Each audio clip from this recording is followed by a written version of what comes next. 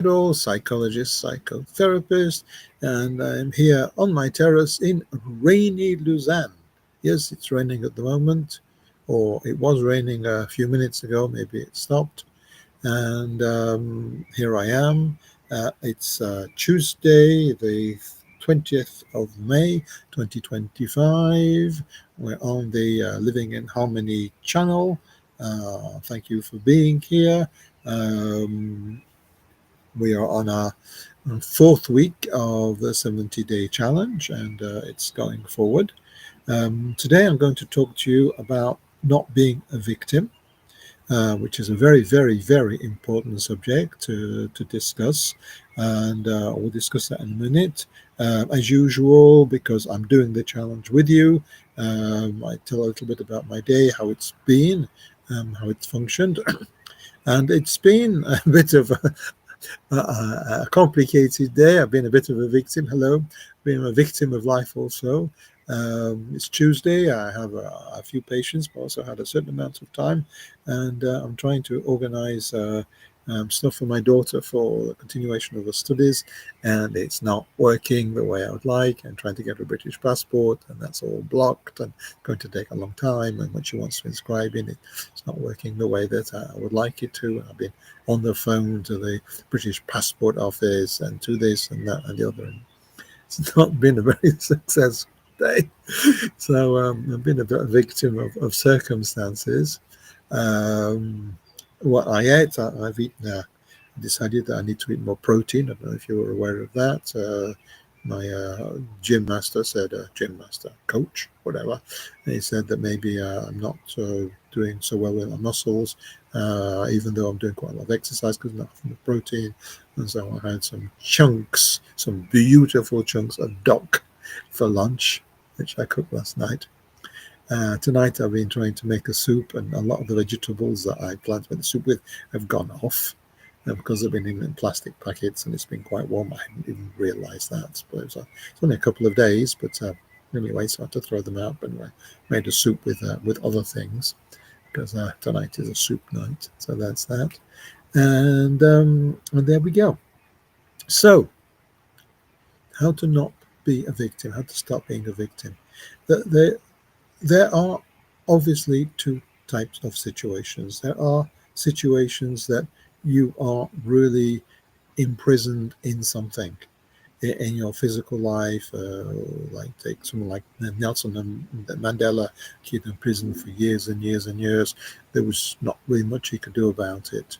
And there's other people in their physical lives that don't have much choice because that's just the way things are, and it's not a question of attitude or thinking or wishing or anything else. The life really sort of makes them physically a prisoner. Now, people that are physical prisoners in life because they have things that they cannot get out of, there are ways. I mean, Nelson Mandela, he didn't destroy himself in that. He stayed strong, he stayed focused, and although his body was a prisoner, his mind was free. And I have a small story about how your mind can be free, even if you're I'm just playing with something on the other side here. Even if you're physically limited in your movements, what you can do. When I was rather young, which means over 60 years ago, I used to go with my mother to a place called Accrington. And Accrington is a small town in the northwest of England. For some reason, it is incredibly, incredibly cold there. I think there's a dip, something geographical, geological. And anyway, so there used to be an open door market there. And my mother had a record stand in that open market. So she'd go every weekend and open this stall and sell records on the outside.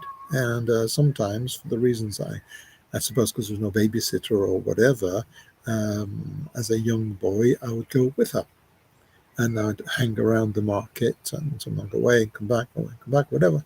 Anyway, so, and I had this sort of slightly arrogant point of view compared to other people, that they were like poor people that were not the same level as us. It's terrible to talk like that. But I had this sort of attitude with that. And there was this man that looked totally miserable that would come every week and buy a classical LP from my mother. And I was confused because in my arrogance and my snobbishness of this young person, I must have been around 6 or 7 or 8, something of that. I couldn't have been more than that. And I said, why is he buying classical music? I mean, who is he to buy classical music? Because he was really dressed in a very much an ordinary worker. And I said, then what? I wonder what he does. Well, my mother, who's talked to everybody, and because she liked to talk, people would talk to her.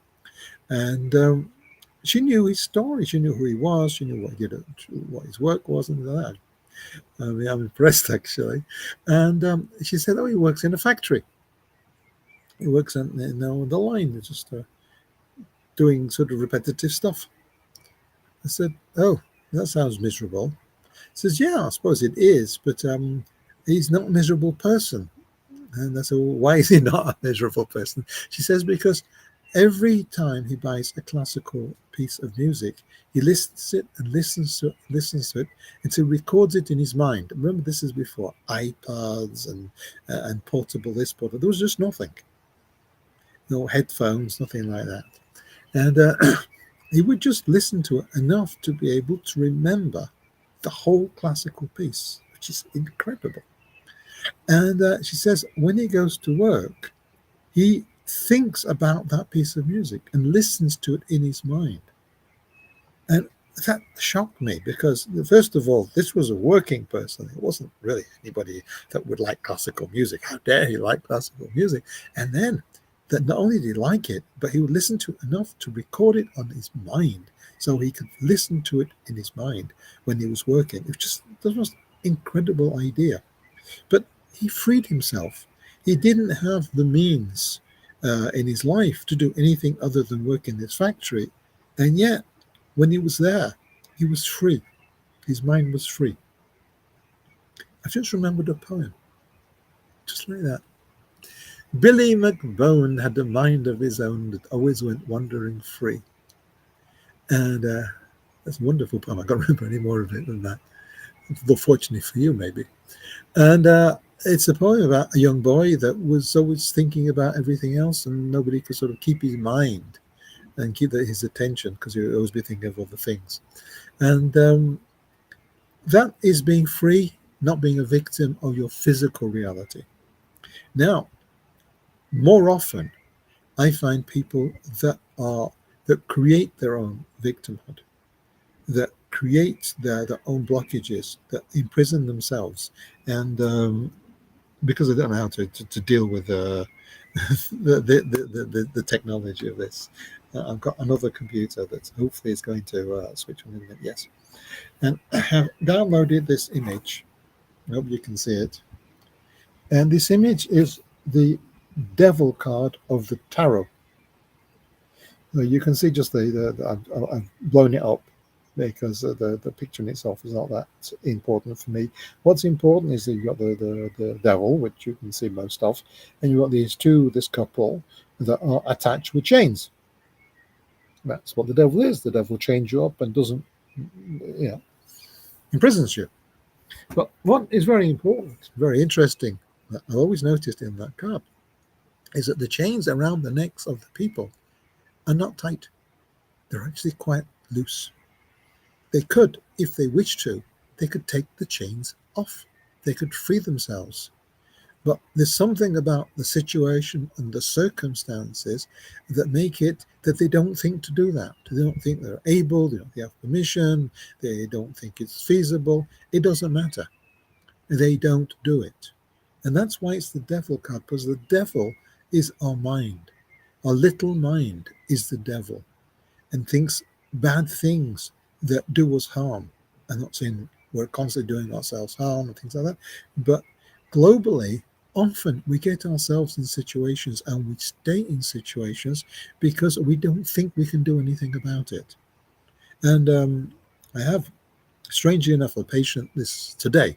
I mean, today has been all about patients and being victims. It's just I planned to do this morning, and then somehow or other, each contact I've had today, one more or less, has been about being victims. I even went to the gym, and I met somebody there that was being abused by their boss. And he spent a quarter of an hour telling me about how he's being abused, and I was giving him suggestions and advice. I was there doing the fitness, and I ended up giving a mini consultation. Such is life. And so people don't realize that they can move away from the situation they're in. Now, there is a psychological concept called learned helplessness. And they did some experiments with dogs in, I think, the 60s and 70s. I don't think they'd be allowed to do it anymore because it was a bit unpleasant for the dogs. And what they did, if you've never heard this, is I don't know if it's one of the milligram experiments. It could be. He was a nice guy. And he did weird shit. So they got this dog and put it in a room, and somehow they separated the room in two parts. I don't know if they had the color of the floor that was different. It was a strip in the middle. I don't remember any of the details like that. What I do remember is after the dog got used to being in that room, they electrified just enough to make it uncomfortable one half of the room. The dog would jump to the other side. Fine, no worries. And then after a moment, they electrified the other side, and the dog would jump back. And so every time they would electrify one side, the dog would jump to the other that wasn't electrified. No big deal.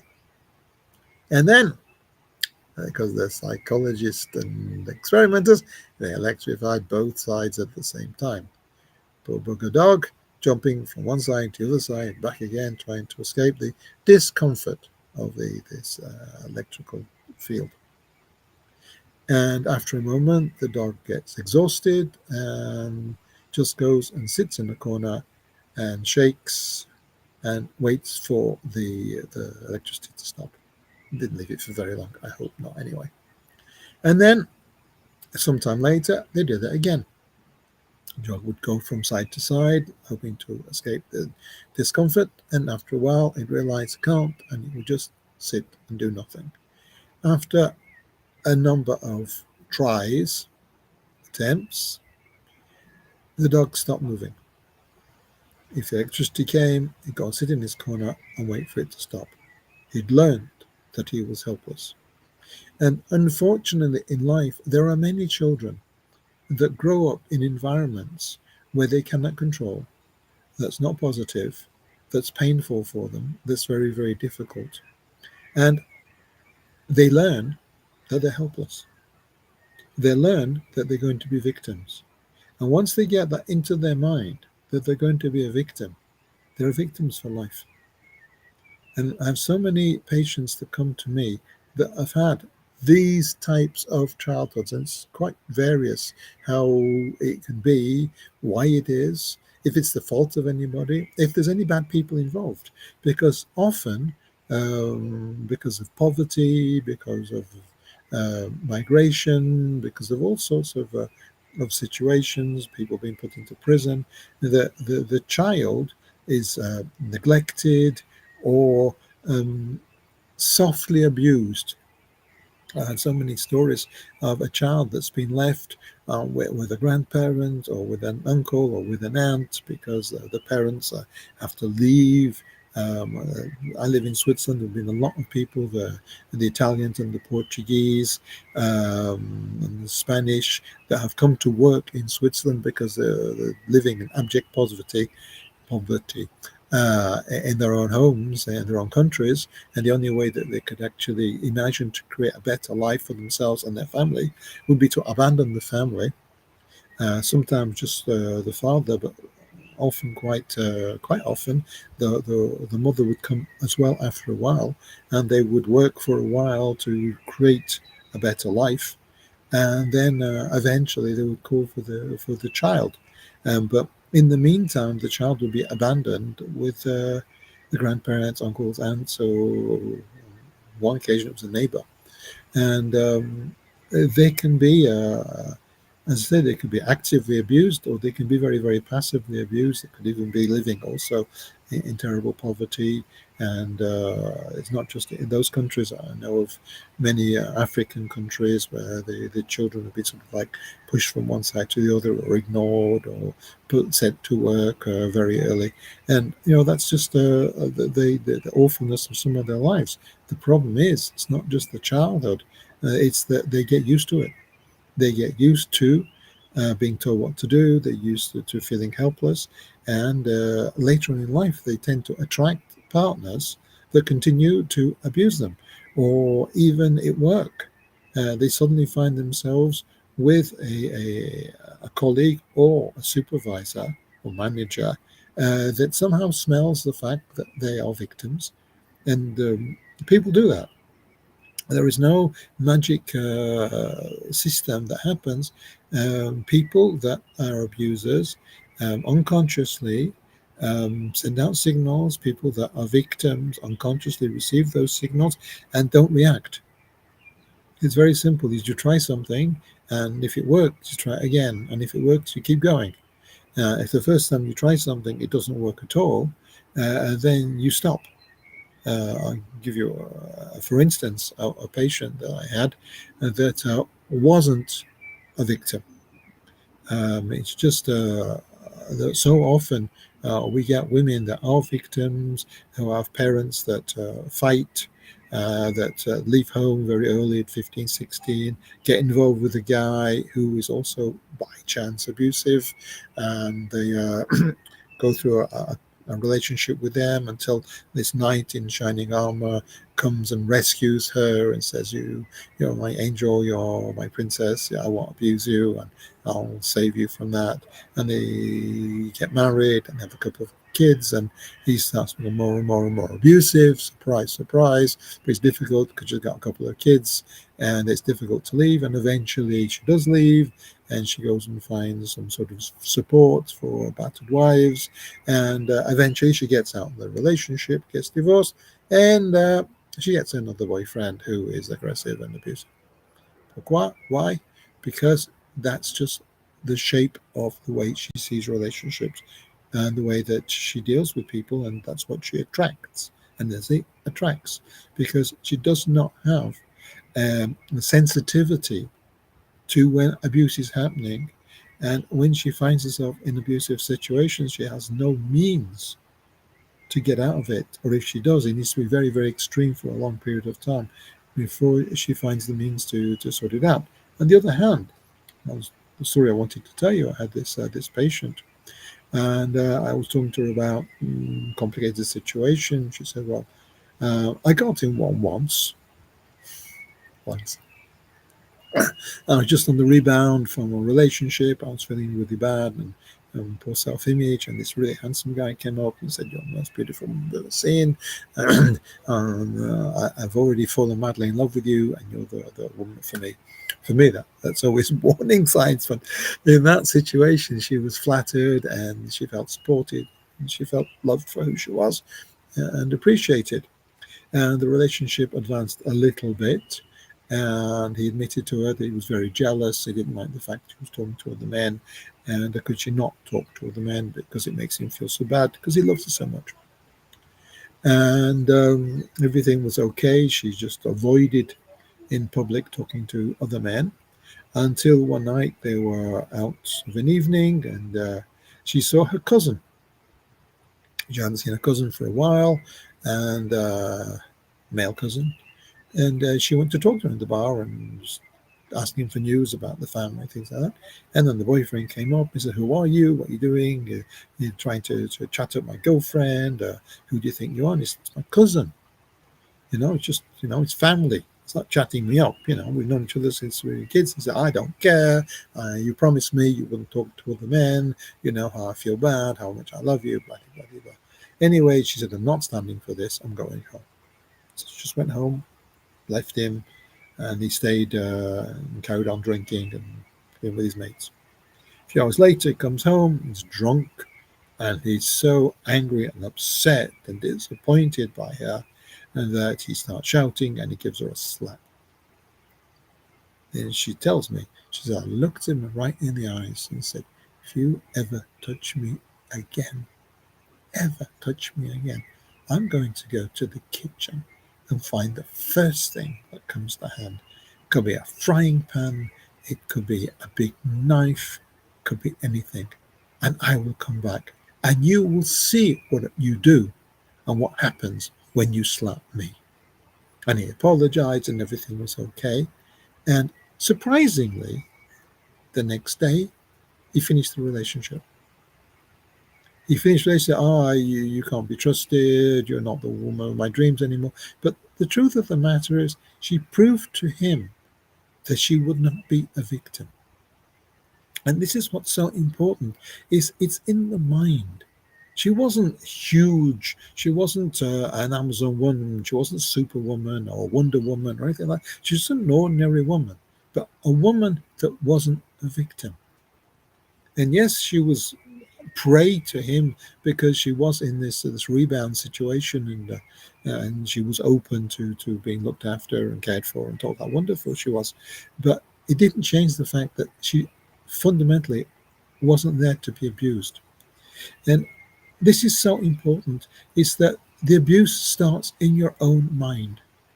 It starts in your inability either to see that you're going down a path of abuse, which some people just don't notice, really, really don't notice. It's okay, it's like this, it's only once, I'm sorry, I have a boss that's very demanding because he really cares about work, and I'm maybe not good enough and I have to try harder, whatever. They don't see it. And then there's the next step is the vulnerability, the inability to react, the inability to defend oneself. Now, this is something that can be changed because in this experiment, let's go back to the experiment. In this experiment with this dog, when they trained it to be helpless, he acquired helplessness. Um, After a while, they decided, okay, we've done that. What's the next step? What can we do to go further forward with our understanding of how these things work? So they introduced a second dog. The second dog didn't know any of the story, and there the dog sort of went quite friendly with each other. And then they electrified one half of the floor where the two dogs were. And the second dog jumped over to the side that wasn't electrified. The first dog just stood there shivering. The dog sort of looked, what are you doing there? You think that's... And they did this a few times. They waited till both dogs were on both the same side. They electrified that side. The second dog jumped over and just hung around waiting to see what happens. After a few experiences of that, the first dog thought, why don't I do what the second dog is doing? Maybe it's okay. The first dog learned that it could escape, that it could move, that it wasn't helpless. So my patients that come to me, vulnerable, fragile, abused, victims, they come to me to learn how to stop being a victim. Because acquired helplessness is something that can be cured. If you, in your situation, in your relationships, in your work, find yourself being a victim, stop being helpless. There are always, always, always ways that you can deal with this. And sometimes the way to deal with it is to ignore it. If you're in a situation where you just cannot leave, and the abuser, their pleasure is to abuse you, not to get rid of you, not to downgrade you, just to have the pleasure of having power over you, to manipulate you, and to watch you squirm when they play their games, then just stop playing the game. Just say, okay, this is a miserable, because abusers are always victims. That's how you learn to be an abuser. First of all, you're a victim. So these abusers are also victims. And so they're miserable. Why are they doing this? They're doing this to try and feel better about themselves. And if you join in their game, then you will take the role of the victim. That's how it is. Now, I'm not suggesting, excuse me, I got itchy nose. I'm not suggesting that you become an abuser. No, I don't want that. Just don't play their games. And I was saying to this person at the fitness, the gym, I said, just think of it. Instead of trying to do karate and sort of like block them and try and fight back, try and use one of these other martial arts like judo or aikido or tai chi or something where you use the strength and weight and height of the other one to their own disadvantage. You find the right movement, right moment to move out of the way, to let them fall over themselves. And this can happen. So you need to be more intelligent than they are. You need to be more cunning than they are. And maybe you need to be a bit nasty. Why not? Yeah? But nasty in the defense of yourself, just to get them to leave you alone, to stop them attacking you, stop them aggressing you, because there's no need to be a victim. And if someone says something unpleasant to you, if you choose to be upset by it, that I believe is a choice, because you don't have to take any notice.